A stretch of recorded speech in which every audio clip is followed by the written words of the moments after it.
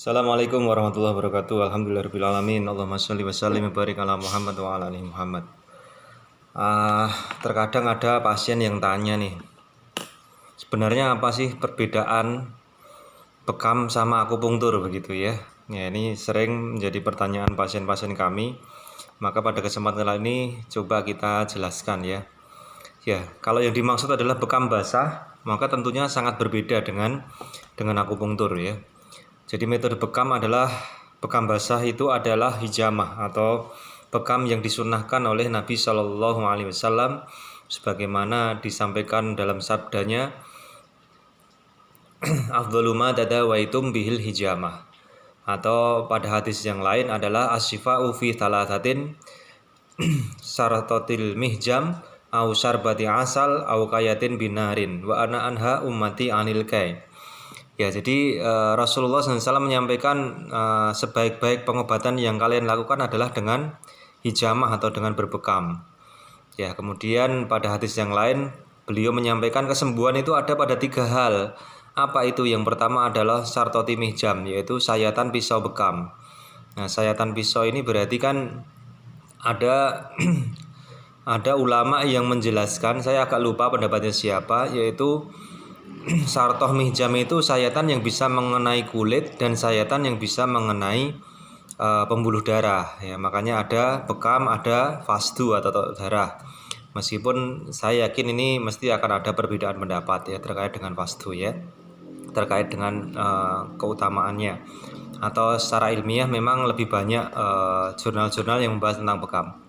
Kembali ke topik kali ini teman-teman, Bapak Ibu, semuanya.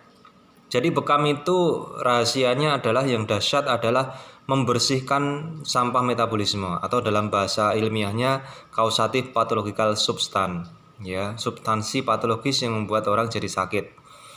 Cuman bekam itu lebih istilahnya itu unik ya. Jadi modalitas terapi tradisional itu memang tidak hanya satu indikasi ya. Ini yang sudah sering saya sampaikan ya.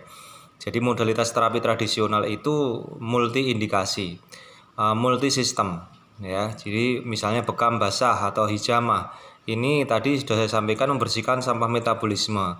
Konkretnya apa sih sebenarnya? Konkretnya ya banyak hal atau banyak produk-produk dalam tubuh kita yang dia itu terlarut di dalam serum darah kita, misalnya kolesterol, trigliserid, gula darah, asam urat.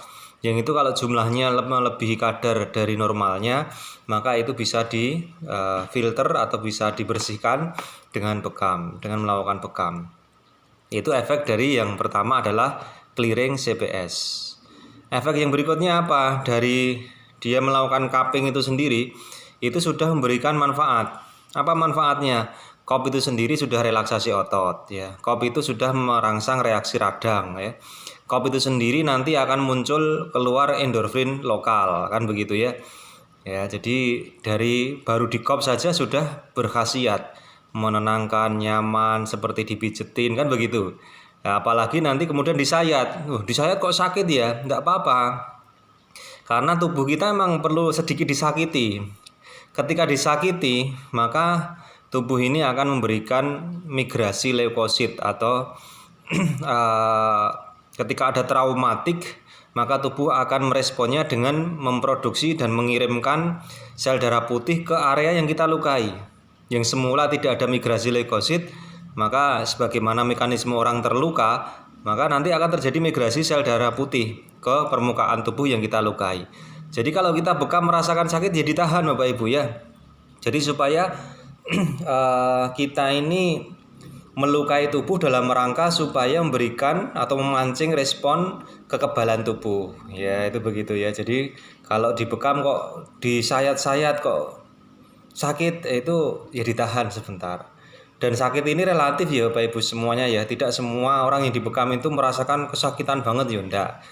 Karena yang di klinik kita yang sudah beroperasi lama ya, sudah 12-13 tahun ini ya jarang banget lah yang dibekam kok jerat-jerit ya, waduh gitu ya, sangat jarang ya, meskipun ada 1-2 juga ada ya.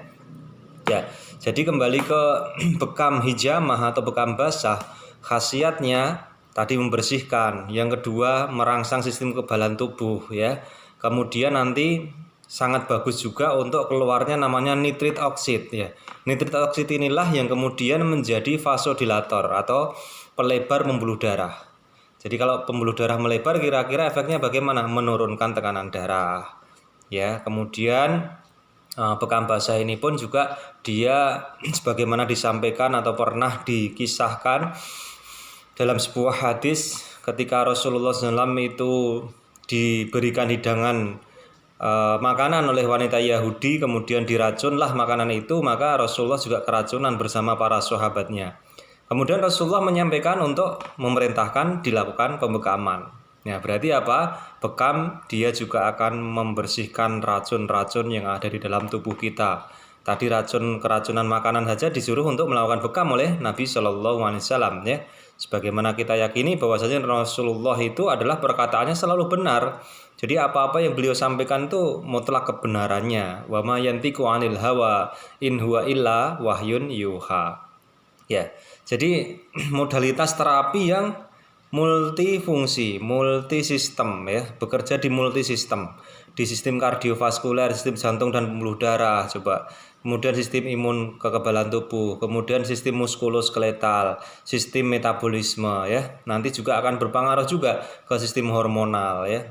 Ya tentunya terkait dengan mekanisme ini tidak semua sudah ditemukan, tapi kalau kita meyakini bahwa ini adalah terapi yang disunahkan oleh Nabi, maka Bapak Ibu semuanya tidak usah ragu-ragu ya, tidak usah ditunggu-tunggu ya.